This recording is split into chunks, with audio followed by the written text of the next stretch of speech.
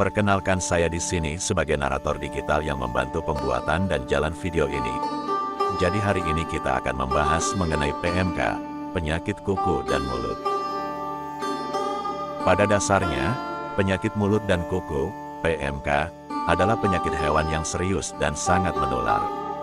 Penyakit yang disebabkan oleh virus ini menyerang semua hewan berkuku belah, termasuk sapi, domba, kambing, unta, dan rusa. Penyakit ini bisa sangat melemahkan hewan yang akhirnya akan mengakibatkan hilangnya produksi daging dan susu. Pada hewan muda, PMK bisa berakibat fatal.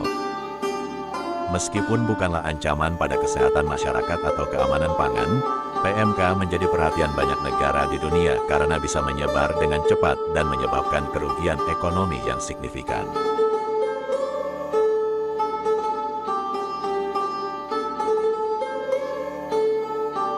PMK disebabkan oleh virus bernama adenovirus yang sangat menular. Virus tersebut bisa menyebar melalui cairan dari lepuh dan oleh air liur hewan yang terinfeksi.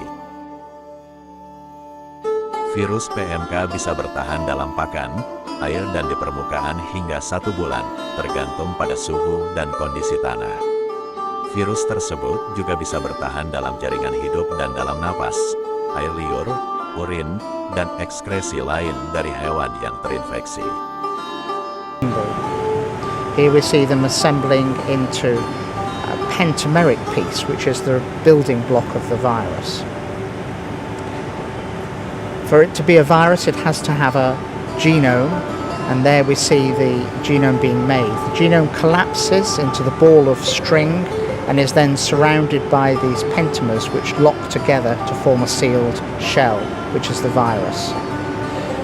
This occurs very rapidly, and in an infected cell you get a huge number of viruses which eventually lyse the cell so that it explodes, releasing thousands of viruses.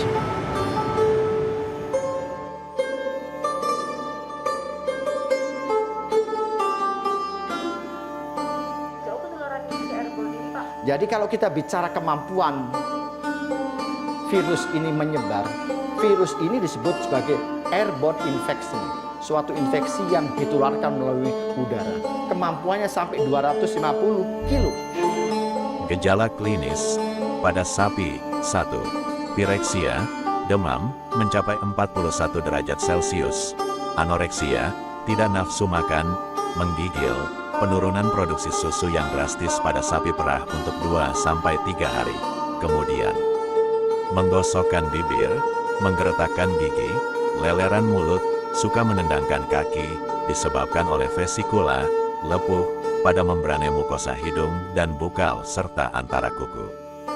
Gejala PMK yang juga umum terjadi pada hewan, antara lain tidak nafsu makan, penurunan berat badan, berkurangnya produksi susu akibat mastitis, bibir bergetar, dan mulut berbusa. Performa dari hewan itu hanya meningkatkan performa saja, diberikan vitamin-vitamin, itu yang pertama. Yang kedua adalah mencegah terjadinya infeksi sekunder oleh bakteri. Ini diberikan antibiotik. Karena PMK ini oleh virus, maka tidak ada obat yang bisa. Maka treatmentnya adalah desinfeksi. Membersihkan kandang dan memberikan desinfeksi supaya apa? Barangkali ada cemaran virus, itu bisa dimatikan dengan desinfeksi.